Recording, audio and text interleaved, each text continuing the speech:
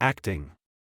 Acting means pretending to be someone else, usually for a play, movie, or show.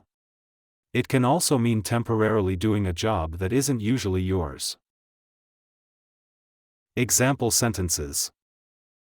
Sarah loves acting in school plays because she gets to be different characters.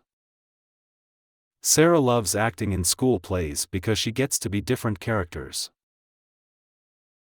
Acting like a superhero, he saved the day in his game with friends.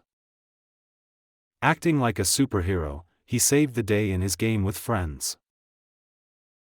The teacher was acting as the principal for a day while the principal was away. The teacher was acting as the principal for a day while the principal was away. He's acting brave, even though he's a little scared inside. He's acting brave, even though he's a little scared inside. Her dream is to start acting in movies when she grows up. Her dream is to start acting in movies when she grows up.